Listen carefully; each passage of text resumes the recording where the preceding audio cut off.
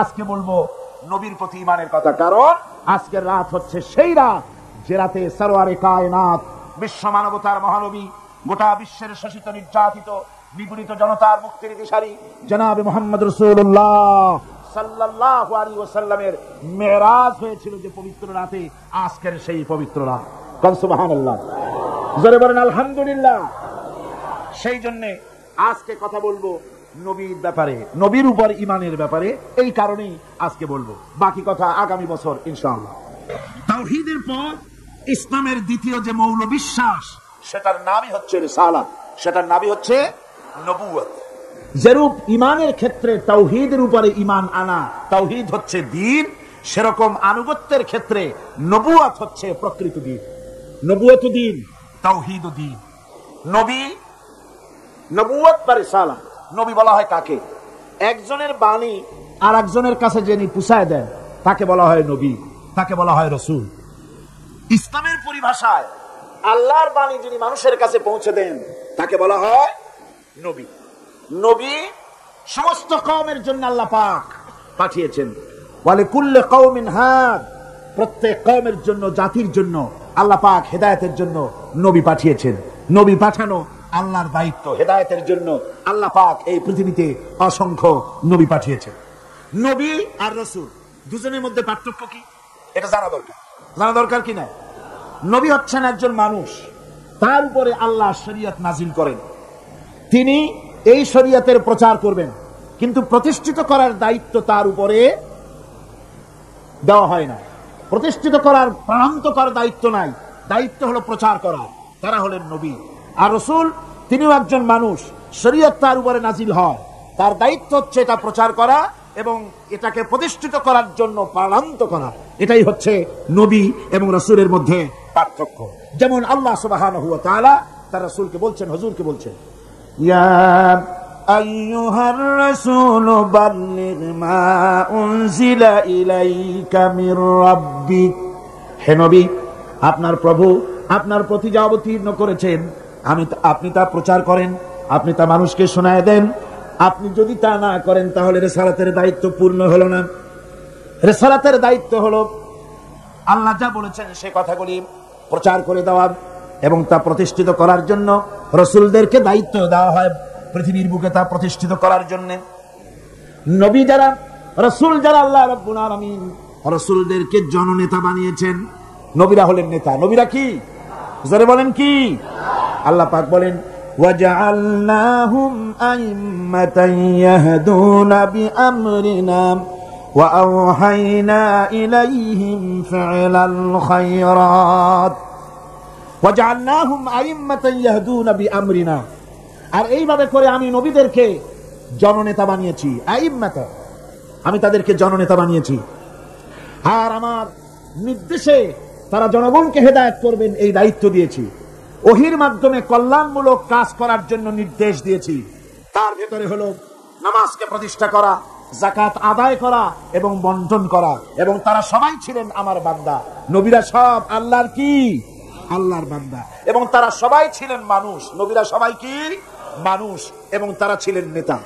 আমরা যখন বলি আমার নেতা, তোমার নেতা বিশ্ব নবী মুস্তাফা সাল্লাল্লাহু আলাইহি ওয়াসাল্লাম, তখন আমাদের এক শ্রেণীর ভাইরা এ কথার উপরে আপত্তি তোলেন। তারা বলেন যে এটা বলা ঠিক, নবীদের নেতা বলা ঠিক না। কেন? কয় যে অন্যান্য রাজনৈতিক দলেরা তারা স্লোগান দেয় আমার নেতা, তোমার নেতা, অমুক ছাতামাতা, এইসব কথা বলে। তো এইটার সাথে মুহাম্মদ সাল্লাল্লাহু আলাইহি ওয়াসাল্লামকে নেতা যদি বলি তাহলে এটা তো ঠিক হলো না। কি বলেন? বলেন এরকম। আমার ভাইয়েরা, আল্লাহ নিজে বলেছেন নবীরা হচ্ছেন নেতা। ইমাম মানে তো নেতা। রাসূল হচ্ছেন ইমামুল মুরসালিন। সমস্ত রাসূলদের নেতাকে মুহাম্মদ সাল্লাল্লাহু আলাইহি ওয়াসাল্লাম। জোরে বলেন কে? ইমামুল মুরসালিন। আমরা যখন দরুদের মধ্যে পড়ি আল্লাহুম্মা সাল্লি আলা সাইয়্যিদিনা, সাইয়্যিদিনা মানে কি? আওয়ার লিডার, আমাদের নেতা, Sarware Alam, leader of the world, গোটা বিশ্ব নেতা। ইংরেজিতে বললে কোনো ক্ষতি নাই, আরবিতে বললে ক্ষতি নাই, উর্দুতে বললে ক্ষতি নাই, কিন্তু বাংলায় যদি বলি আমার নেতা, তোমার নেতা, তাহলে ওনারা আপত্তি তোলেন। বুঝি না মাতৃভাষার উপরে ওনাদের এই আপত্তিটা কেন? রাসূল যে আমাদের নেতা, এতে কোনো সন্দেহ আছে? রাসূল যদি নেতা না হয় তো রাসূল কার অনুসারী হবেন? কথা তো দুটো হবে, হয় ইমাম না হয় মুক্তাদি, হয় নেতা না হয় অনুসারী। মুহাম্মদ সাল্লাল্লাহু আলাইহি ওয়াসাল্লাম সহ সমস্ত নবীরা নেতা। যারা বলেন নবীরা কি? এই জন্য আমাদের প্রাণ প্রিয় স্লোগান নারায়ে তাকবীর আল্লাহু আকবারের পরেই তোমার নেতা আমার নেতা কি? হুজুর যে আমাদের নেতা, সে কথা বলতে কি আপনাদের মনে কোনো কষ্ট আছে? কোন লজ্জা বা ভয় আছে? তাহলে জোরে সোরে চিল্লায় কন্ত তোমার নেতা আমার নেতা কে? আর জোরে বলেন। রাসূল করিম সাল্লাল্লাহু আলাইহি ওয়াসাল্লাম তিনি হচ্ছেন গোটা বিশ্ববাসীর নেতা। এখন পৃথিবীতে যত নবী এলেন সমস্ত নবীরা হচ্ছেন মানুষ। সমস্ত নবীরা কি? জোরে কোন কি? অনেকে আছেন এ ব্যাপারে আপত্তি তোলেন, তারা বলেন না নবীরা মানুষ না। আচ্ছা নবীরা যদি মানুষ না হয় নবীরা কি? জেন। যদি জেন হয় তাহলে মানুষের চাইতে কি জেনের মর্যাদা বেশি? আচ্ছা জেন না মানুষও না, তবে কি ফেরেশতা? নবীরা যদি ফেরেশতা হয় তাহলে ফেরেশতার মর্যাদা মানুষের চাইতে বেশি না কম? মানুষের মর্যাদাই তো বেশি। সুতরাং নবীরা সব কি ছিলেন? বিশ্বাস করুন, আকীদাকে মজবুত করুন, সমস্ত নবীরা মানুষ ছিলেন। জোরে বলেন সমস্ত নবীরা কি? আল্লাহ রাব্বুল আলামিন তার সম্পর্কে বলেছেন, নবীজির সম্পর্কে আল্লাহ পাক বলেন, নবী আপনি বলে দেন, কুল ইন্নামা আনা বাশারুম মিসলুকুম ইউহা ইলাইয়া আন্নামা ইলাহুকুম ইলাহু ওয়াহিদ। ও নবী আপনি বলেন আমি তোমাদের মতই মানুষ। ইন্নামা আনা বাশারুম মিসলুকুম, কত সহজ কথা। ইন্নামা, ইন্নামা আসে হসরের জন্য। আমি তোমাদের মতই মানুষ, এতে কোনো সন্দেহ নাই। ইন্নামা আনা বাশারুম মিসলুকুম, তোমাদের মতো মানুষ। পার্থক্য হচ্ছে আমার কাছে ওহী আসে, পার্থক্য হলো আমার কাছে ওহী আসে। আরো পার্থক্য আছে। বিদআতপন্থীরা তারা যেন কথায় কোনো ফাঁক না পায়, সেই জন্য আপনাকে জিনিসটা বুঝে নিতে হবে।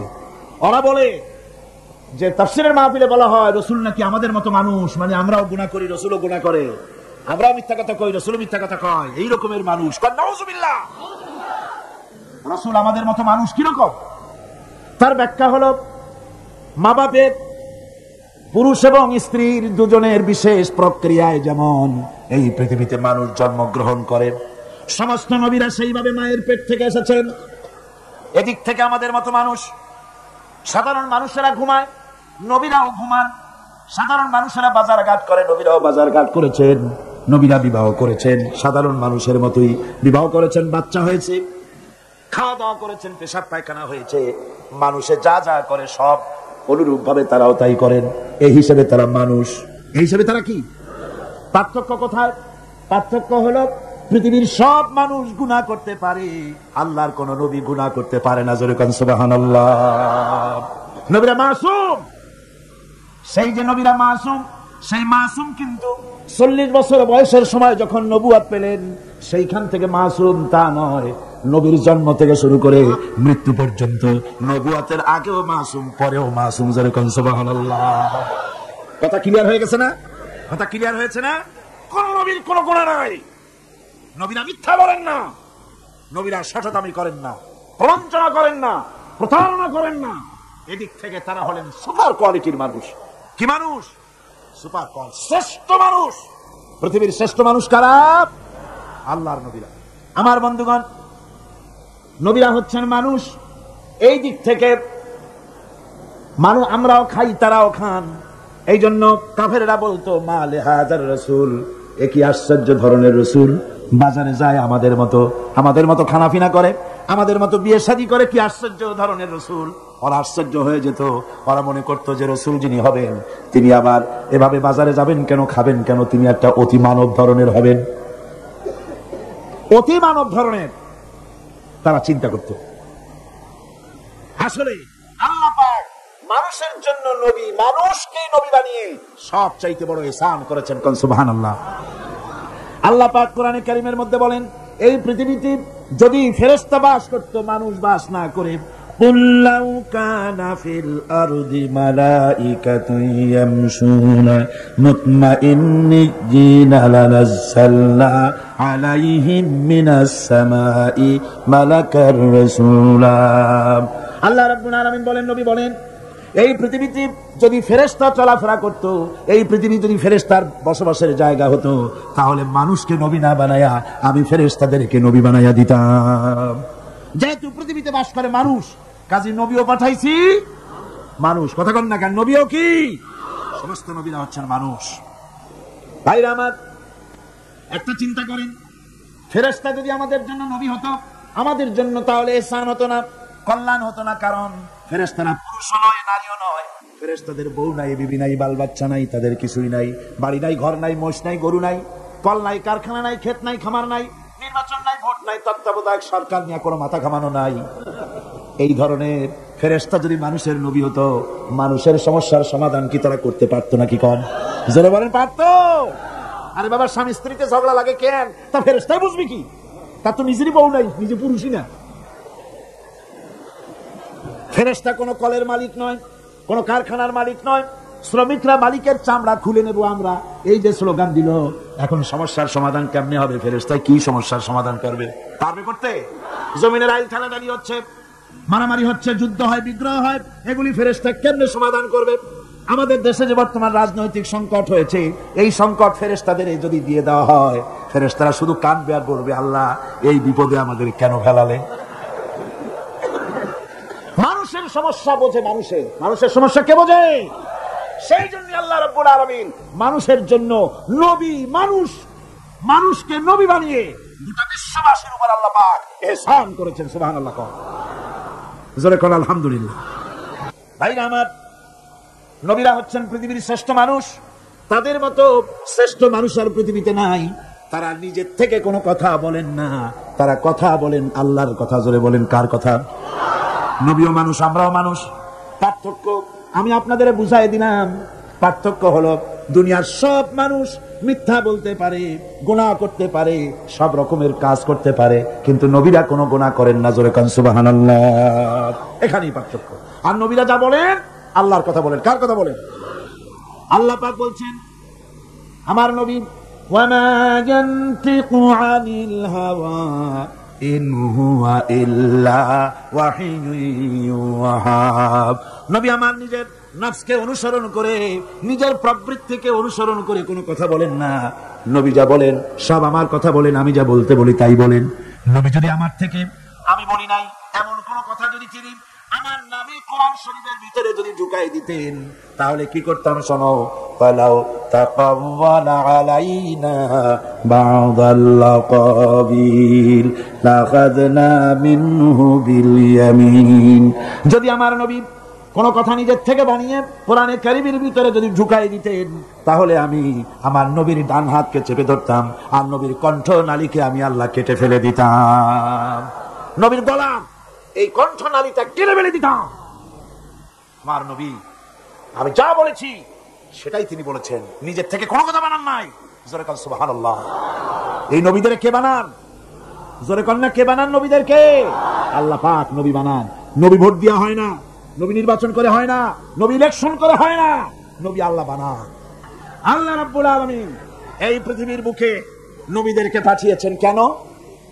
আল্লাহ রাব্বুল আলামিন বলেন, وعلى الله قصد السبيل ومنها جائر ولو شاء لهداكم أجمعين। আল্লাহ পাক বলেন, সোজা রাস্তা বলে দেওয়ার দায়িত্ব আমি আল্লাহ। যেখানে রয়েছে অসংখ্য বাঁকা পথ, সেখানে সোজা রাস্তা বলে দেওয়ার দায়িত্ব আমার। এই পৃথিবীতে অসংখ্য বাঁকা পথ আছে, সোজা পথ বলে দেবে আল্লাহ। বলেন, আমি সোজা পথ বলে দেব। সেই সোজা পথের নাম হলো ইসলাম। বলেন, সোজা পথের নাম কি? সবাই বলেন, সোজা পথের নাম কি? সোজা পথ হলো ইসলাম। আর যত পথ আছে সব বাঁকা। ধর্মনিরপেক্ষতাবাদের পথ বাঁকা, সমাজতন্ত্রের পথ বাঁকা, পুঁজিবাদের পথ বাঁকা, জাতীয়তাবাদের পথ বাঁকা। সোজা রাস্তার নাম হলো ইসলাম। সোজা রাস্তার নাম কি? ইসলাম। এই ইসলামের রাস্তাকে দেখাবার জন্য আল্লাহ রাব্বুল আলামিন অসংখ্য পয়গম্বর দুনিয়ায় পাঠিয়েছেন, আর নবীদেরকে নিজের পক্ষ থেকে হেদায়েত দিয়েছেন। নবীরা নিজের থেকে কোনো কথা বলেন নাই, নবীদেরকে আল্লাহ পাক বানিয়েছেন। যে নবীর কথা আমি আজকে বলতে চাই আপনাদের সামনে, আমার আলোচনার মূল 3টা 4টা পয়েন্ট ছেড়ে দিয়ে নবুয়তের পয়েন্টকে নিয়ে এসেছি, যে কারণে সেটা হলো নবী মুহাম্মদ রাসূলুল্লাহ সাল্লাল্লাহু আলাইহি সাল্লামের কথা আজকে বলবো প্রাণ ভরে ইনশাআল্লাহ। আমার হুজুরের কথা বলবো আজকে। আজকে রাত হলো সেই রাত যে রাতে এই ধুলির ধরা থেকে আল্লাহ পাক তার হাবিবকে আরশে আজিমে নিয়ে গিয়েছিলেন। সুবহানাল্লাহ, সিল্লাকুন সুবহানাল্লাহ। এই পৃথিবীর মানুষগুলিকে উদ্ধার করার জন্য আল্লাহ নবীদের পাঠিয়েছেন। মানুষ তো আল্লাহ বানাইছেন, এই মানুষের স্রষ্টা কে বলেন না কে? এই মানুষগুলো যেন পথ হারায় না যায়, অন্ধকারের ভেতরে তারা যেন দাঁত মুখ না ভাঙ্গি, কোন মুসিবতে যেন মানুষ না পড়ে, চলার জন্য আল্লাহ পাক নূর দিয়া দিলেন, আলো দিয়া দিলেন। আল্লাহ পাক বলেন, قد جاءكم من الله نور وكتاب مبين। আমি আল্লাহর পক্ষ থেকে তোমাদের জন্য এসেছে আলো। এই নূর কি? হুজুর। এই নূর হচ্ছেন হুজুর মুহাম্মদ সাল্লাল্লাহু আলাইহি ওয়াসাল্লামকে আল্লাহ পাক নূর বলতেছেন। সুবহানাল্লাহ। হুজুর হলেন নূর। قد جاءكم من الله نور। আমি আল্লাহর পক্ষ থেকে তোমাদের জন্য নূর এসেছে। হাত দিয়েছি একখানা কিতাব। কি দিলাম? কিতাব দিয়েছি। নূর দিলাম, এমন নূর দিয়েছি। কোরআনে কারীমের মধ্যে আল্লাহ রাব্বুল আলামিন হুজুর কি সিরাজাম মুনীরা বললেন, প্রদীপ্ত উজ্জ্বল একটা প্রদীপের সঙ্গে তুলনা করলেন। সূর্যের সাথে নয়, চাঁদের সাথে নয়, তারার সাথে নয়, হুজুরকে তুলনা করলেন একটা প্রদীপের সাথে, চেরাগের সাথে। তার মানে হলো সূর্যের আলো যত বেশি হোক, সূর্য কিয়ামত পর্যন্ত যদি চেষ্টা চালায়, নতুন আর একটা ছোট্ট সূর্যের জন্ম দিতে পারবে না। চাঁদ যত সুন্দর তার আলো হোক না কেন, কিয়ামত পর্যন্ত যদি চেষ্টা চালায়, ছোট্ট আর একটা চাঁদের জন্ম দিতে পারবে না। কথা ঠিক কিনা কন? কিন্তু আপনি চিন্তা করেন, এই চট্টগ্রামে প্যারেড ময়দানের কাছে কারো বাড়িতে একটা মোমবাতিতে আলো জ্বলতেছে, সারা চিটাগং আর কোথাও আলো নাই। চট্টগ্রামের মানুষগুলি তারা জানলো প্যারেড ময়দানের কোন একটা বাড়িতে একটু আলো আছে, সবাই যার যার চেরাগ নিয়ে ছুটলো আপনার বাড়ি থেকে আলো নেবে। আপনি কি ভয়ের শটে আলো নিয়ে পলায় যাবেন নাকি? তারা সবাই মিলে যদি আপনার চেরাগ থেকে আলো নেয়, আলো কি কমে যাবে নাকি? আগুন কি কমে যাবে নাকি? সারা বাংলাদেশের মানুষ নদীতে যদি ওই একটা চেরাগ থেকে আলো নেয়, তাতে কি আলো কমবে নাকি? সারা পৃথিবীর মানুষ যদি নেয়, তাও কি কমবে নাকি? আল্লাহ রাব্বুল আলামিন বলেন, হাবিব আপনাকে আমি জ্ঞানের আলো বানায় দিলাম পৃথিবীর বুকে, কিয়ামত পর্যন্ত এই আলো বিকিরণ হবে, এই আলোতে কম পড়বে না। জোরে বলেন সুবহানাল্লাহ। জ্ঞানের আলো, কিসের আলো? ওহীর জ্ঞান। সেই জ্ঞান কোন জ্ঞান? ওহীর জ্ঞান। আল্লাহ পাক নবীকে নূর বানালেন, নূর বানিয়ে পাঠিয়ে দিলেন তাকে।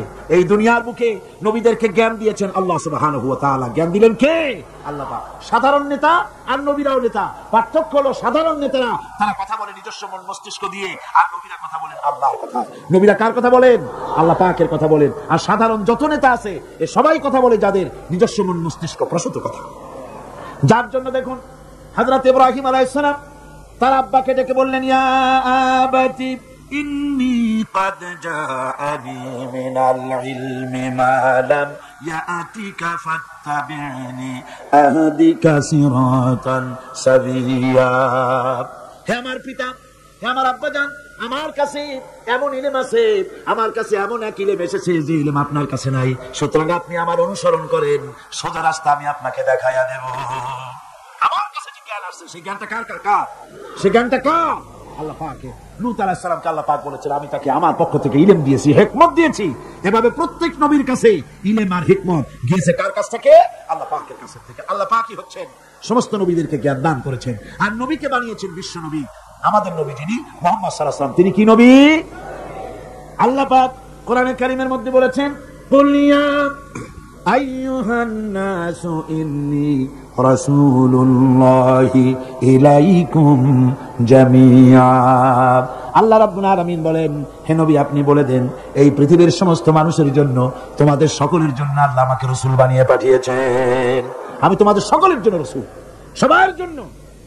এই পৃথিবীতে আকাশে জমিনে আল্লাহ যা বানাইছেন সব কিছুর উপরে আমি রাসূল। আর বিশ্ব নেতা, বিশ্ব নবী হওয়ার জন্য যা কোয়ালিটি থাকা দরকার, সব কোয়ালিটি আল্লাহ হুজুরকে দিয়েছিলেন। দেন নাই? জোরে বলেন, দেন নাই? আচ্ছা আপনারা বলেন তো, হুজুর কোন মাদ্রাসা থেকে টাইটেল পাস করছিলেন? হুজুর কি ফাজিল পাস করছিলেন? আলেম, দাখিল, মেট্রিক পাস করছেন? এমএ বিএ কিছু পাস করেন? হুজুর তো লেখাপড়াই জানতেন, হুজুর লিখতেও জানেন না, পড়তেও জানেন না, এমনকি নিজের নাম সই করতেও পারতেন না। তাই বলে হুজুর কি মূর্খ ছিলেন? নাউযুবিল্লাহি মিন যালিক। রাসূলকে যদি কেউ মূর্খ মনে করে, তার মতো মূর্খ আকাশের নিচে জমিনের উপর আরেকটা হতে। এবার শুনুন নবীজি নিজে কি বলেন। আল্লাহর নবী বলেন, ইন্নামা বুইস্তু মুআল্লিমান। নবীজি বলেন, শুনে রাখো, আমি পৃথিবীতে প্রেরিত হয়েছি একমাত্র শিক্ষক হিসাবে। জোরে বলেন সুবহানাল্লাহ। পৃথিবীর সমস্ত মানুষের শিক্ষক হয়ে পৃথিবীতে আমি আসছি, সমস্ত মানুষের শিক্ষক। আল্লাহ রাব্বুল আলামিন এই পৃথিবীতে কোন মানুষের কাছে তাকে পড়ান নাই। তার কারণ হলো মানুষ তার নিজস্ব জ্ঞান দিয়ে তাকে জ্ঞান দান করবে। সেই জ্ঞান দিয়ে রাসূল কি করবেন? তিনি বিশ্ব নেতৃত্ব কেমনে দেবেন? এই জন্য অফুরন্ত জ্ঞানের মালিক যিনি, অসীম জ্ঞানের মালিক যিনি, সে আল্লাহ রাব্বুল আলামিন তার হাবিবকে নিজের পক্ষ থেকে জ্ঞানী বানাইয়া দিলেন। যার কারণে আজ পর্যন্ত নবীজির কোন কথা এমনটি প্রমাণিত হয়নি যে নবীজির ওই কথাটা অবৈজ্ঞানিক, আজকের যুগে চলতে পারে না এমন কথা কেউ বলতে পারে নাই। সুবহানাল্লাহ, সুবহানাল্লাহ। ভাইরা আমার, নবীর প্রত্যেকটি কথা সায়েন্টিফিক কথা, প্রত্যেকটা কথা বিজ্ঞানের কথা। অথচ কোন বিজ্ঞানাগারে তিনি লেখাপড়া করেন নাই, কোন স্কুল কলেজে পড়াশোনা করেন নাই। নবী যা বলেছেন সব বলেছেন আল্লাহর জ্ঞান দিয়ে। যার জন্য অবশ্য কিছু ছেলেমেয়ে, কিছু আধুনিক শিক্ষিত লোক আছে যারা বলে যে ওই 1400 বছরের পুরানো কথাবার্তা আজকাল চলে না, বলেন এরকম। আমি বলেছি এইসব ছেলেগুলোকে দাওয়াত দিয়া চায়ের দোকানে এক কাপ চা, একটা সিঙ্গারা খাওয়াবে, তারপরে বলবেন বাবা এই পাইকারি কথাটা কইও না, খুচরা কথা কও। 1400 বছর আগে রাসূলের কথা চলতে পারে না, কোনটা পারে না ইন্ডিকেট করো, স্পেসিফিক কথা বলো। রাসূলের কোন কথাটা অচল সেটা বলো, বলতে পারবে না। তখন কিন্তু মুখ বন্ধ হয়ে যাবে, জবাব দিতে পারবে না, টেস্ট করে দেখে। তাহলে বলে কেন? বলে কোন সে কথা? বিশ্বকবি, কবি সম্রাট আল্লামা ইকবাল রাহমাতুল্লাহ আলাইহি বলেছেন কেন এইসব কথা ওরা বলে। আল্লামা ইকবাল বলেছেন, উনহি কা মাহফিল সওয়ারতা হো, চরাগ মেরি হ্যায় রাত উনকি, উনহি কা মাহফিল সওয়ারতা হো, চরাগ মেরি হ্যায় রাত উনকি, উনহি কা মতলব কহ রহা হো, জুবান মেরি হ্যায় বাত উনকি। আমি অন্যের মাহফিল সাজাই, নিজের কোনো মাহফিল নাই। আমি অন্যের রাতে সেরাক চালাই, আমার নিজের কোনো সেরাক টেরাক নাই। আমি অন্যের মতলব নিজের জিহ্বা দিয়া বলি, আমার নিজস্ব কোনো সে নাই, কোনো বক্তব্য নাই। আজকে যারা এই কথাগুলি বলে যে ইসলাম মানুষকে 1400 বছর আগের ইসলাম, পুরানা ইসলাম কিছু দিতে পারে না, এই লোকগুলির জিহ্বার উপরে ভর করেছে পেন্টাগন, ভর করেছে পিকিং, ভর করেছে মস্কো, ভর করেছে শান্তি নিকেতন। কথা ঠিক কিনা কর? জোরে বলেন ঠিক কিনা? আল্লামা ইকবাল, আল্লাহ তাকে জান্নাতুল ফেরদাউস নসিব করুন, জোরে কোন আমিন। আমি ওনার ছবি দেখে আমি ওনার দারুণ ভক্ত। পৃথিবীতে যত কবি কবিতা আমি পড়েছি, আল্লামা ইকবাল আমার প্রিয় কবি। আমি ওনার ছবি দেখে চিন্তা করছি, এইরকমের দাড়ি কামানো মানুষ, এইরকমের মুসলা মানুষ, এত সুন্দর সুন্দর কথা পাইল কই? তার প্রত্যেকটি লেখা কোরআনে কারীমের তরজমা তাফসীর হয়ে বেরিয়েছে। এটা হলো কি করে? পাশ্চাত্যে লেখাপড়া করেছেন, অক্সফোর্ডে লেখাপড়া করেছেন, হলো কি করে? এরপর একটা কবিতা আমার সামনে পড়ে গেল, ওনার লেখা। আমার তখন জেহেন সাফ হয়ে গেল, উনি পেলেন করে। উনি লিখেছেন, পাশ্চাত্য আমাকে প্রতারিত করতে পারেনি। আমি এই কবিতার আলোকে আমি আল্লাহর নামে কসম করে বলতে পারি, যদি আমার দেশের কলেজগুলিতে, আমার দেশের বিশ্ববিদ্যালয়গুলিতে যদি আল্লাহর এই কোরআনটা পড়ানো হতো, আহারে বলেন, কলেজে কোরআন শরীফ পড়ানো হয়, বিশ্ববিদ্যালয় কোরআন পড়ানো হয়, সব পড়ানো হয়, কিন্তু কোরআন পড়ানো হয় না। আমি আল্লাহর নামে শপথ করে বলতে পারি, আমাদের দেশের কলেজ আর বিশ্ববিদ্যালয়গুলিতে এই কোরআনে কারীমের তাফসীর যদি পড়ানো হতো, একেবারে ক্লাস 8 থেকে শুরু করে মাস্টার ডিগ্রি পর্যন্ত কোরআনের তাফসীর যদি পড়ানো হতো, নবীজির হাদিস যদি পড়ানো হতো, আমি কোরআন হাতে নিয়ে আল্লাহর নামে শপথ করে বলতে পারি, বিশ্ববিদ্যালয় আর কলেজগুলি আমাদেরকে ডাকাত আর সন্ত্রাসী উপহার দিত না। কলেজ বিশ্ববিদ্যালয় আমাদেরকে উপহার দিত খালিদ বিন ওয়ালিদ, আমাদেরকে উপহার দিত গাজী সালাউদ্দিন, আমাদেরকে উপহার দিত শহীদ টিটু মির, টিপু সুলতান, শাহ মজনুন। এগুলি আমাদেরকে উপহার দিত বিশ্বের সেরা সেরা নাম করা ইসলামী চিন্তাবিদ। আজ তাই বাংলাদেশের একজন কবি খুব দুঃখ করে বলেছিলেন, তাহলে কি আমাকে বলতে হবে ঢাকা বিশ্ববিদ্যালয় সেটা কি একটি ডাকাতদের গ্রাম? এ নিয়ে বহুত সমালোচনা হয়েছিল, কিন্তু পরে দেখা গেল যে কথা একেবারে তিনি মিথ্যে বলেননি, অযৌক্তিক বলেন নাই। মারামারি যখন শুরু হয় বিশ্ববিদ্যালয়, হায় রে আল্লাহ, পুলিশেরা যা দৌড় দেয় চতুর্দিক দিয়া, কি এর পাহারা দেওয়া, বন্দুক ফালাইয়া থুইয়া বাবারে মা কই দৌড় দেয়। আল্লাহ জান তো আমারটা বাঁচু, পরেরটা পরের কথা। আমার বন্ধুগণ, যার কথা আজ আমি বলতেছি জনাবে মুহাম্মদুর রাসূলুল্লাহ সাল্লাল্লাহু আলাইহি ওয়াসাল্লাম, আল্লাহ রাব্বুল আলামিন এই পৃথিবীর বুকে তাকে সবচাইতে বেশি মর্যাদা দিলেন, সবচাইতে বেশি সম্মান দিলেন। পৃথিবীতে যত নবী এসেছেন, কওমের নবী, গোত্রের নবী, এলাকার নবী, মুহাম্মদ সাল্লাল্লাহু আলাইহি ওয়াসাল্লামকে বানালেন বিশ্ব নবী। তারপরে আল্লাহর নবী আল্লাহ রাব্বুল আলামিন বান্দাদেরকে বলেছেন, অন্যান্য যুগে নবীরা উম্মতেরা তাদের নবীদেরকে নাম ধরে ডাকাডাকি করত, তোমরা যেন আমার নবীকে নাম ধরে ডেকো না। সুবহানাল্লাহ। এই কোরআন শরীফের ভিতরে ইয়া আদম, ইয়া জাকারিয়া, ইয়া ইয়াহইয়া, ইয়া মূসা, ইয়া ইব্রাহিম, এভাবে করে নবীদেরকে আল্লাহ রাব্বুল আলামিন নাম ধরে ধরে ডেকেছেন, কিন্তু মুহাম্মদ সাল্লাল্লাহু আলাইহি ওয়াসাল্লামকে ইয়া মুহাম্মদ বলে কোরআন শরীফে কোথাও ডাকেন নাই। সুবহানাল্লাহ, সুবহানাল্লাহ।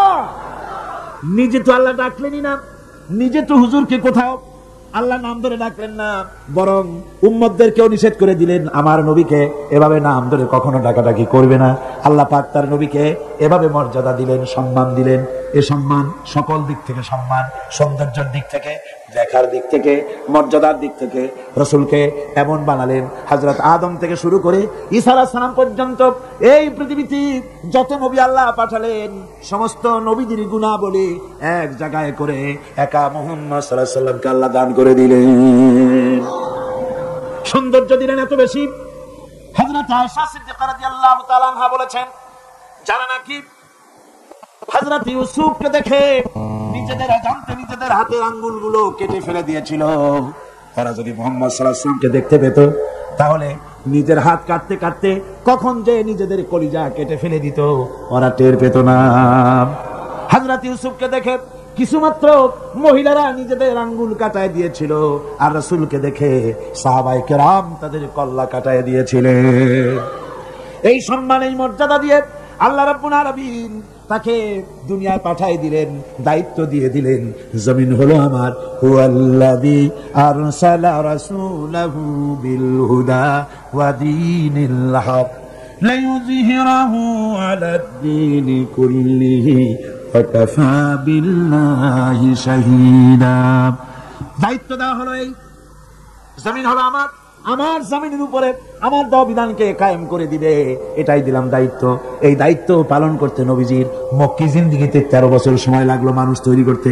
13 বছর পূর্ণ হওয়ার পথে এমন সময় রব্বুল আলামিন ইচ্ছে করলেন নবীজিকে আপন দরবারে ডেকে নেবেন, কিছু খাস কথা বলার জন্য নিজের দরবারে ডেকে নেবেন, মেরাজ করাবেন, আরশে আজিমে ডেকে নেবেন। এই পৃথিবীর কোন পয়গম্বরের কিসমতে যা হয় নাই, আপনার আমার নবী মুহাম্মদ সাল্লাল্লাহু আলাইহি ওয়াসাল্লামকে আল্লাহ রাব্বুল আলামিন সেই মর্যাদা দিয়েছেন। জোরে কোন সুবহানাল্লাহ। ধুলির ধর থেকে রাসূলকে আরশে আজিমে নিয়ে যাওয়া হবে। বোরাক এলো, বোরাক হচ্ছে বারকুন থেকে উৎপত্তি, এর অর্থ হচ্ছে বিজলি, বৈদ্যুতিক গতি সম্পন্ন, ঘোড়ার চাইতে ছোট, খচ্চরের চাইতে বড়, এই জাতীয় একটা প্রাণীর মতো হযরত জিবরাইল নিয়ে আসতে। আমাদের দেশে কারো কারো বাড়িতে আয়নায় বাঁধানো থাকে এই ছবিটা, ঘোড়া আছে, দুইটা ডানা আছে, মাথাটা মেয়ে লোকের মতো, চুলগুলো ঝুলে পড়ছে, নিচে লেখা আছে হাজা বুরাকুন নবী সাল্লাল্লাহু আলাইহি ওয়াসাল্লাম। আন্দাজে কোথায় পাইছে আল্লাহ, মিথ্যে কথা, বাজে কথা। আল্লাহ এরকম একটা মেয়ে লোক মার্কা ঘোড়া পাঠাইছিল হুজুরকে নেওয়ার জন্য, এটা কথা হইল। রাসূলকে মক্কা থেকে, উম্মে বাবে উম্মে হানি থেকে হুজুরকে বের করে নিয়ে যাওয়া হলো বাইতুল মাকদাসে। সমস্ত পয়গম্বর দুনিয়া আল্লাহ যাদের পাঠিয়েছিলেন সমস্ত রূহ উপস্থিত ছিল সেখানে। রাসূল করিম সাল্লাল্লাহু আলাইহি ওয়াসাল্লাম এখান থেকে মেরাজ করলেন, এতটুকু ছিল ইসরা। কোরআনে কারীম বলছে, আজকের কারি সাহেব যেখান থেকে তেলাওয়াত করেছিলেন, সুবহানাল্লাযী আসরা بعبده ليلا من المسجد الحرام إلى المسجد الأقصى إلى آخر الآية। কারো কারো মাথার মধ্যে যারা বিজ্ঞান পড়াশোনা করে বা আধুনিক চিন্তিত লোক, আধুনিক শিক্ষিত লোক, তাদের মধ্যে এই চিন্তাটা আসতে পারে যে ল অফ গ্র্যাভিটেশন পার হয়ে, মাধ্যাকর্ষণ শক্তি পার হয়ে একটা জড় পদার্থ, একটা জড় শরীর কি করে মাধ্যাকর্ষণ পাড়ি দিয়া উপরে চলে গেল, এটা হাউ ইজ ইট পসিবল, এটা কি করে সম্ভব? চিন্তাটা মাথার মধ্যে আসতে পারে। কিন্তু এখন আর ওইসব চিন্তা নিতে নাই। আমি হিউস্টনে দেখে এলাম আমেরিকার সেই মহাশূন্য গবেষণাগার, সেইখানে দেখলাম বিরাট রকেট, যে রকেটটা তারা পাঠাতে চেয়েছিল কিন্তু পাঠায় না, কি সব প্রবলেম হয়েছে সেই জন্য। সেই তৈরি করা রকেটটা দেখলাম, রকেটটার যে দরজাটা, সেই দরজাটারই ওজন হচ্ছে 20 টন দরজা। এমন টেকনোলজি দিয়ে দরজাটা তৈরি করা হয়েছে যে একটা লোকই দরজাটা এভাবে লাগাই দিতে পারে, আবার খুলেও দিতে পারে। 20 টন ওজন দরজা। আর পুরা রকেটটার ওজনটা কি হবে চিন্তা করেন। 3টা জিনিস থাকে, 2টা থাকে সিলিন্ডার, আর একটা থাকে যেটার ভিতরে মানুষ থাকে, সেই মানুষ বসার জন্য একটা, আর 2টো সিলিন্ডার থাকে। যখন এখান থেকে ছেড়ে দেওয়া হয় তখন দুই দিকে 2টা যে কোল বালিশের মতো থাকে, দেখছেন কিনা ছবিতে আপনারা, এই দুটো জ্বলে পড়ে গেল। যাওয়ার সময় এই দুটোতে যে ফোর্স লাগিয়ে দিল, এই ফোর্সে ল অফ গ্র্যাভিটেশন পার করে দিল। এরপর আর তার কোনো তেল লাগবে না, বিনা তেলে যত খুশি তত উপরে চলে যেতে পারবে। চিন্তা করলাম, মানুষের মাথায় যদি এই জ্ঞান আল্লাহ দেন, এত জনের জিনিস এত পাওয়ারফুল করে ছেড়ে দেওয়া হয়েছে, ল অফ গ্র্যাভিটেশন পার হয়ে যাওয়ার পর মাধ্যাকর্ষণ শক্তি শুধু পৃথিবীর নাই, প্রত্যেকটা গ্রহ, প্রত্যেকটা উপগ্রহের আলাদা আলাদা মাধ্যাকর্ষণ আছে। যদি তা না থাকতো, একটা থেকে আর একটা বিচ্ছিন্ন হয়ে পৃথিবীতে লন্ডভন্ড হয়ে যেত। প্রত্যেকটার আলাদা আলাদা মাধ্যাকর্ষণ শক্তি আছে। তো সেই জিনিসটা এভাবে চলে যায়। আল্লাহ রাব্বুল আলামিন তার হাবিবকে নেবেন, আপনার অত চিন্তা কেন, যেটা গেল কেমনে, এটা কি করে সম্ভব?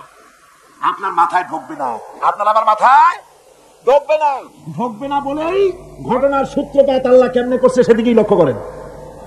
দুনিয়ার মানুষ, তুমি আমার কুদরত তোমার মাথায় ঢুকবে না, সেই জন্য ইসরার ঘটনা বলতে গিয়া রব্বুল আলামিন শুরু করলেন সুবহানাল্লাযী আসরা বিআবদিহি। সুবহানাল্লাযী, সমস্ত দুর্বলতা অক্ষমতা থেকে মুক্ত সেই সত্তা যিনি তার বান্দাকে ইসরা করিয়েছেন, মেরাজ করিয়েছেন। সুবহানাল্লাহ। সমস্ত দুর্বলতা অক্ষমতা থেকে মুক্ত তিনি পার করে নিয়ে গিয়েছেন। তারপরে মুহূর্তের ভিতরে মহাশূন্য পাড়ি দিয়ে, সেই মহাশূন্য মানে কি, এইখান থেকে সূর্য কত দূরে জানেন না? 9,30,00,000 মাইল দূরে এখান থেকে সূর্য। সেই সূর্য, তারপরে রয়েছে গ্যালাক্সি, মিল্কি ওয়ে, গ্রহ নক্ষত্র, সে যে কত দূরে, যে সমস্ত তারকা, এমন বহুত তারকা আছে যে তারকা সৃষ্টির পর তার আলো পৃথিবীর মাটি আজ পর্যন্ত স্পর্শ করে নাই, অথচ আলোর গতি প্রতি সেকেন্ডে কত মাইল? 1,86,000 মাইল। এই 1,86,000 মাইলের সেকেন্ড, এর মিনিট, এর ঘন্টা, এর দিন, এর সপ্তাহ, এর মাস, এর বছর, এটাকে বলা হয় লাইট ইয়ার, আলোক বর্ষ। সেই তারকা তৈরি হওয়ার পর কত সহস্র সহস্র লাইট ইয়ার চলে গেল, আজ পর্যন্ত সেই তারকার আলো পৃথিবীর মাটি স্পর্শ করতে পারে নাই। তাহলে সেই তারা কোথায়? আল্লাহ রাব্বুল আলামিন তার হাবিবকে চাঁদ, সূর্য, গ্রহ, নক্ষত্র, মহাশূন্য পাড়ি দিয়ে, তারপরে 7 আকাশ পাড়ি দিয়ে সিদরাতুল মুনতাহা পর্যন্ত নিয়ে গেলেন। জোরে কান সুবহানাল্লাহ। এবার সিদরাতুল মুনতাহা পর্যন্ত যাওয়ার পথে যত ঘটনা ঘটলো, সেগুলো আপনারা ইতিহাস থেকে পড়ে নেবেন, ওগুলি বলার সময় আমার কাছে নাই। সিদরাতুল মুনতাহায় যাওয়ার পর হযরত জিবরাইল বলেন, আর আমি যেতে পারবো না, এটা হলো বিপজ্জনক বর্ডার, আমি যদি আর এক চুল অগ্রসর হই তাহলে আমি জ্বলে পড়ে ছাই হয়ে যাব, আমার আর যাওয়ার অধিকার নাই। হুজুর সেখানে বসে থাকলেন। জিবরাইল বলে গেলেন, এখান থেকে আপনাকে নেওয়ার কুদরতি ব্যবস্থা হয়ে যাবে। রাসূল দুনিয়ায় ফিরে এসে হযরত বেলালকে ডেকে বলেছিলেন, বেলাল গো, এমন কি আমল তুমি করো আমারে শোনাও। হযরত বেলাল বলেন, হুজুর আমার আমল তো সব আপনি জানেন। কয় না, কি করো শোনাও। বেলাল বলেন, হুজুর খাস আমলের মধ্যে এতটুকু আছে যে আমি কখনো বিনা উজুতে থাকি না, যখন উজু চলে যায় উজু করি, আর উজুর ইহতিমামের জন্য 2 রাকাত নফল নামাজ পড়ি। হুজুর বলেন, বেলাল তুমি এই আমল ছাড়বা না, কারণ সিদরাতুল মুনতাহায় হযরত জিবরাইল আমারে যখন ছেড়ে চলে গেলেন, আমার একা একা বড় ভয় লাগতে লাগলো। তখন আমার মনে হচ্ছিল তুমি যেন আমার চতুর্দিকে হাঁটতেছো। আমার ভাইরা, রফরাফ নামক বিছানা চলে এলো। কুদরতি এই বিছানায় চড়ে নবীজি আল্লাহ রাব্বুল আলামিনের দরবারে আরশে আজিমে পৌঁছে গেলেন। জোরে বলেন সুবহানাল্লাহ, জোরে বলেন সুবহানাল্লাহ। যেখানে পৃথিবীর কোন মানুষের যাওয়া সম্ভব নয়, গোটা পৃথিবীর মানুষের মর্যাদা আল্লাহ পাক বাড়ায় দিলেন, আরশে আজিমে হুজুরকে নিয়ে গেলেন। তারপরে তিনি কথাবার্তা হুজুরের সাথে কি বললেন, সেই কথাগুলি নিয়ে আমাদের দেশে কথা হলো এই যে হুজুরকে নিয়ে আল্লাহ 5 ওয়াক্ত নামাজ দিছিলেন তো 50 ওয়াক্ত। মুসা আলাইহিস সালামের সাথে দেখা না হলে তো কাম সারছিল, আমাদের আর উপায় ছিল না। আরে ভাই, শুধু নামাজ দেওয়ার যদি উদ্দেশ্য হবে তাহলে রোজার মতো তো আল্লাহ দুনিয়ায় বসে দিতে পারতেন কিনা, হজের মতো জাকাতের মতো পারতেন কিনা। শুধু নামাজের জন্য নয়, আল্লাহ পাকের কায়নাত দেখাবার জন্য আল্লাহ পাক তাকে নিয়েছিলেন। বেহেশত দেখাইছেন, দোজখ দেখাইছেন, ভালো কাজ করলে কিরকম শান্তি হবে, খারাপ কাজ করলে কিরকম শাস্তি হবে চোখে দেখাই দিয়েছেন মুহাম্মদ রাসূলুল্লাহ সাল্লাল্লাহু আলাইহি ওয়াসাল্লামকে। মেরাজ থেকে ফিরে এলেন, ঘরে এসে দেখেন উজুর পানি, উজু করে যে গেছিলেন উজুর পানি তখনও গড়াচ্ছে। যে দরজা দিয়ে বেরিয়েছিলেন দরজাটা ধাক্কায় তখনও কাঁপতেছে। যে বিছানায় শোয়া ছিলেন সে বিছানায় মানুষ শুয়ে থাকলে যেমন উষ্ণ থাকে সেরকমের উষ্ণ ভাব তখনও আছে। কেমনে হলো মাথায় ঢুকবে না। সুবহানাল্লাহ, ঢুকবে জোরে কান সুবহানাল্লাহ। এটার ব্যাপারে কোন বিজ্ঞান দর্শন যুক্তির প্রয়োজন নাই। প্রয়োজন শুধু এতটুকু, আল্লাহ তার হাবিবরে নেবেন, কত দ্রুত নিবেন, কত দ্রুত পাঠাবেন এটা তিনিই ভালো জানেন, আমাদের কোনো জানার কথা না, ঠিক কিনা? তবে দৃষ্টান্ত যদি চান তাহলে আমি দৃষ্টান্তটা এভাবে দিতে পারি, বুঝাবার জন্য একটা দৃষ্টান্ত দিতে পারি। সেটা হলো এই, ধরেন বাংলাদেশের কোন প্রেসিডেন্ট আসবে, পৃথিবীর যে কোনো দেশের এক প্রেসিডেন্ট আসবে। এটা আসার যখন খবর হয়ে যাবে তখন পত্র পত্রিকায় রুট বলে দেওয়া হয়, এই রুটে রাষ্ট্রীয় মেহমান রাষ্ট্রীয় অতিথি ভবনে আসবেন, এই রাস্তা দিয়ে সাধারণ ট্রাফিক চলাচল বন্ধ থাকবে। এয়ারপোর্ট থেকে নিয়ে রাষ্ট্রীয় অতিথি ভবন পর্যন্ত মেহমান না আসা পর্যন্ত সমস্ত ট্রাফিক চলাচল বন্ধ। মেহমান পৌঁছে যাবে, তারপরে আবার স্বাভাবিক ট্রাফিক চলবে। এটা জানেন কিনা? এইটা যদি পৃথিবীর সামান্য সলিমদ্দি কসিমদ্দি, এই জন্য বলছি আজ আছে কাল নাই, ঠিক কিনা? আজ মন্ত্রিত্ব গেল, কালকে রাস্তায় দাঁড়ায় বলবে রিকশাওয়ালা আমার একটু বাজারে মাছ কিনতে যাবো, ঠিক কিনা? সুতরাং এদের তো কোনো মর্যাদা নাই, আজ আছে কাল নাই। এই দুনিয়ার সলিমদ্দি কসিমদ্দির জন্য যদি এভাবে ট্রাফিক চলাচল বন্ধ করে দেওয়া হয় তাহলে আকাশ এবং জমিনে আল্লাহ রাব্বুল আলামিনের সর্বশ্রেষ্ঠ মেহমান জনাবে মুহাম্মদ রাসূলুল্লাহ সাল্লাল্লাহু আলাইহি সাল্লাম, এই মেহমান আল্লাহর দরবারে যাবেন। আল্লাহ যদি বলে দিয়ে থাকেন, আল্লাহ যদি হুকুম করে থাকেন, সময়ের গতি, বার্ষিক গতি, আহ্নিক গতি, আকাশের গতি, সূর্যের গতি, সময়ের গতি, রাত 3:45 10 সেকেন্ড, এখন সমস্ত গতি স্তব্ধ হয়ে যায়। আমার হাবিব আমার দরবার থেকে ঘুরে যখন ঘরে ফিরে যাবেন আবার 3:45 11 সেকেন্ড থেকে শুরু হয়ে যাবে। যদি আল্লাহ এমনটি করে থাকেন তাহলে উজুর পানি গড়াতে দেখা আর দরজা কাঁপতে দেখা অসম্ভব। জোরে বলেন অসম্ভব। এটা আমি একটা দৃষ্টান্ত দিলাম মাত্র। আসলে আল্লাহ পাক করিয়েছেন তার হাবিবকে, কোন কাইফিয়াতে কিভাবে নিয়েছেন আল্লাহ নিয়েছেন তার হাবিবরে। আপনার চিন্তা করার কোনো দরকার নাই, ঘুম নষ্ট করে দরকার নাই। আল্লাহ তার হাবিবকে মেরাজ করিয়েছেন। জোরে কোন সুবহানাল্লাহ, চিল্লায় কোন সুবহানাল্লাহ। ভাইরা আমার, নবীজি মেরাজ থেকে ফিরে এলেন, এবার আসল দায়িত্ব এসে গিয়েছে। মেরাজের পরই মদিনা মুনাওয়ারায় রাসূলুল্লাহ হিজরত করলেন। এই হিজরতের পর আল্লাহর নবী মদিনা শরীফে এসে ইসলামী স্টেট কায়েম করে দিলেন। আজ নবী প্রেসিডেন্ট হয়ে গেছেন। জোরে কোন সুবহানাল্লাহ, জোরে সরে বলেন সুবহানাল্লাহ। আমার বন্ধুগণ, নবীজির টুপি সুন্নত, নবীজির টুপিটা মাথায় লাগাই। নবীজি মিষ্টি পছন্দ করতেন, মিষ্টি সুন্নতটা পছন্দ করি। নবীজি কদু খাইতেন, কদু খাওয়া সুন্নতটা পছন্দ করি। নবীজি চোখে সুরমা লাগাতেন, সুরমা লাগানোর সুন্নত পছন্দ করি। কিন্তু নবীজি রাষ্ট্র দখল করে প্রেসিডেন্ট হয়েছিলেন আর আল্লাহর দ্বীন কায়েমের জন্য তাইফে যে রক্ত দিয়েছিলেন সেটাও যে সুন্নত। আবার ওহদে যে দামদান মুবারক শহীদ হয়েছিল সেটাও যে সুন্নত। মা বাপের জায়গা জমি ঘর বাড়ি ছেড়ে দিয়ে হিজরত করেছিলেন। এই সুন্নত বড় কঠিন, এই কঠিন সুন্নতের কাছে মুসলমানের পাওয়া যায় না, ঠিক কিনা? এই সুন্নত গুলি পালন করা কঠিন। নবীর কোন সুন্নত ছোট নয়, নবীর কোন সুন্নত ছোট? মিয়া সাহেব মনে রাখেন, গোটা আকাশ, গোটা জমিন যদি বিক্রি করা হয়, রাসূলুল্লাহর একটা সুন্নতের মূল্য দেওয়া যাবে না। আল্লাহু আকবার বল। রাসূলের সুন্নতের এত মর্যাদা। সুতরাং রাসূলুল্লাহ আল্লাহর নবী পৃথিবীতে এলেন, আমরা রাসূলের এই সব সহজ পালনের সুন্নতগুলির পথে আছি, কিন্তু কঠিন সুন্নতের কাছে নাই। ঠিক কিনা? ঠিক কিনা? আমার বন্ধুগণ, নবীজি মদিনা এলেন, আজ নবীজি প্রেসিডেন্ট। নবীর উপর ঈমান আনার অর্থ কি? ঈমান আনার অর্থ এটা শুধু নয় রবিউল আউয়াল মাস এলো আর ইয়া নবী সালাম আলাইকা, ইয়া রাসূল সালাম আলাইকা, তুম পর লাখো সালাম, হাজারো সালাম, কোটি সালাম। এরপরে বাজারের সব মিষ্টিগুলি খাইয়া ভাবলাম, যেন বলে দিলাম রসুল দেখো তোমারে কত ভালোবাসি, তোমার মহব্বতে বিরাট একটা মিছিল করছি, তোমার মহব্বতে বাজারের সব মিষ্টি খাইয়া ভালাইছি, বলো আর কত তোমারে ভালোবাসা যায়। আরে ওই নবীরে গাল দেওয়া হলো, কয়জন তোমরা মরছো? নবীরে গাল দেওয়া হলো, নবীর সুন্নাত ভুলণ্ঠিত হতেছে। নবী যেই উদ্দেশ্যে এসেছিলেন পৃথিবীতে, দান মোবারক শহীদ করে দিয়েছিলেন, সেই ইসলাম জমিন থেকে বিদায় হয়ে যায়। সেজন্য কি অবদান তোমার? শুধু মিলাদ পড়লে পরে নবীজির ওই সুন্নত, নবীর ইমানের হক আদায় হবে না? জোরে বলেন হবে নাকি? কি কোন হবে? হবে না। রাসূলুল্লাহ মদিনায় আসলেন, আজ রাসূল প্রেসিডেন্ট। সুবহানাল্লাহ। প্রেসিডেন্ট, রাষ্ট্রপতি। রাসূলুল্লাহ রাষ্ট্রপতি হয়েছেন। দুনিয়া আরো তো কত রাষ্ট্রপতি, দুনিয়ায় যত রাষ্ট্রপতি হলো, ক্ষমতায় থাকাকালীন দেশি ব্যাংকে বিদেশি ব্যাংকে জনমের মতো টাকা জমা করলো।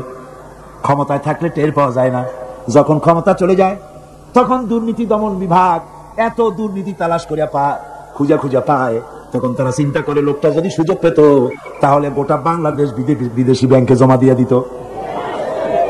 ঠিক কিনা? সুতরাং বুঝতে হবে, আজ রাসূলের আদর্শ, রাসূল রাষ্ট্রপ্রধান ছিলেন, সেই রকম রাষ্ট্রপ্রধান চাই। রাসূল প্রেসিডেন্ট, ঘরে খাবার নাই, ঘরে খাবার নাই। নবীর উপর ঈমান শুধু দরুদ পড়ে হবে না, দরুদ তো পড়বই, কারণ রাসূলুল্লাহ বলেছেন আমার নামে যদি একবার কেউ দরুদ পড়ে আল্লাহ পাক তার আমলনামায় 10টা নেকি লিখবেন, আর আমলনামা থেকে 10টা গুনাহ আল্লাহ মাফ করে দিবেন। সুবহানাল্লাহ। দরুদ তো পড়বই, কিন্তু শুধু দরুদ নয়। রাসূলুল্লাহ প্রেসিডেন্ট, ঘরে খাবার নাই। আমার মা, আমাদের মা হযরত আয়েশা সিদ্দিকা রাদিয়াল্লাহু তাআলা আনহা বলেছেন, নবী পরিবারের ঘরে মুসালসাল এমন অনেক রাত চলে গেছে, অনেক দিন চলে গেছে, মাস চলে গেছে, নবীর ঘরে চুলায় আগুন জ্বলে নাই। রাসূলুল্লাহ ক্ষুধার্ত হয়ে ঘরের মধ্যে প্রবেশ করেছেন, বলেছেন আয়েশা রে, সারাদিন কাজ করে করে হয়রান হয়ে গেছি, আমার একটু খাবার দাও। হযরত আয়েশা কেন্দে কেন্দে বলেন, ইয়া রাসূলুল্লাহ, আল্লাহর নামে কসম করে বলি আমি আয়েশার ঘরে পানি ছাড়া কোনো খাবার নাই। এই ছিল রাসূলুল্লাহ রাষ্ট্রপ্রধান, মানুষের দুয়ারে দুয়ারে পৌঁছেছে, খাবার পৌঁছে দিয়েছেন। চুরি নাই, ডাকাতি নাই, জেনা নাই, ব্যভিচার নাই, ধর্ষণ নাই, দরজা খুলে মানুষ ঘুমাবার সুযোগ পেয়েছে। রাসূলুল্লাহ বলছেন খায়রুল কুরুনি কারনি, শ্রেষ্ঠ যুগ আমার যুগ। শ্রেষ্ঠ যুগ কার যুগ? নবীর যুগ। সেই যুগ রাসূলুল্লাহ বাজারে যাচ্ছেন, বাড়ি বাড়ি গিয়ে বলছেন এতিমেরা, ও বিধবারা, বাজার যদি না থাকে আমাকে বলো, আমি তোমাদের বাজার করে দেবো। সুবহানাল্লাহি ওয়া বিহামদিহি। সুবহানাল্লাহ। কোন ভাইয়ের আমার, হযরত ওমর রাদিয়াল্লাহু তাআলা আনহু বলেন, আমি রাসূলুল্লাহর খেদমতে গিয়েছিলাম, হুজুরকে গিয়ে সালাম দিলাম, আল্লাহর নবী শোয়া ছিলেন, তিনি উঠে যখন বসলেন আমি দেখতে পেলাম নবীজি যে শোয়া ছিলেন তা ছিল দড়ি দিয়ে বুনানো একটা খাটিয়া, ওই খাটিয়ার উপরে শোয়া ছিলেন। পিঠের দিকে তাকায় দেখলাম ওখানে কোনো বিছানা নাই, চাদর নাই, বালিশ নাই, এমন জায়গায় রাসূলুল্লাহ হাত মোবারক মাথার তলে দিয়া দড়ির উপরে শোয়া ছিলেন, দড়ির বুনানো খাটিয়া। আজও মক্কা মদিনায় রাস্তায় রাস্তায় দেখা যায় খাটিয়াগুলা, এর উপরে হুজুর শোয়া। হুজুর যখন বসলেন দেখলাম তাকায়া রসুলের পিঠে দড়িগুলার দাগ কেটে আছে।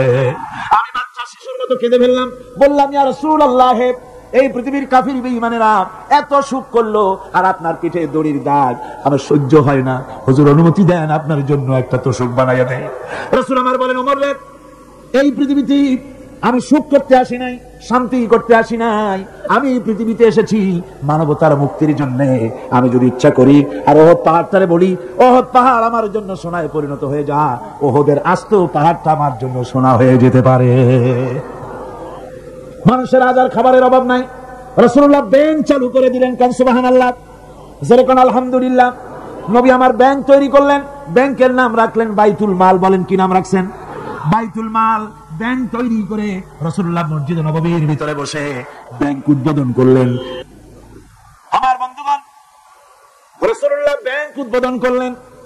ব্যাংক উদ্বোধন করতে গিয়া আল্লাহ নবী বললেন, মান তারাকা দায়নান আও দিয়ান ফালাইয়া। আমার রাষ্ট্রের ভিতরে কোন মানুষ যদি ঋণগ্রস্ত অবস্থায় মারা যায়, তাহলে ওই ঋণ পরিশোধ করার মতো অর্থ যদি তার কাছে না থাকে, তাহলে তার ঋণের বোঝা, তার বিবি বাল বাচ্চার বোঝা, সব বোঝা আমি মুহাম্মদ সাল্লাল্লাহু আলাইহি ওয়াসাল্লাম আমার কাঁধের উপরে উঠাইয়া নিলাম। সুবহানাল্লাহ বলেন। এমন এক রাষ্ট্র ব্যবস্থা কায়েম করেছিলেন আমার নবী। বন্ধুগণ,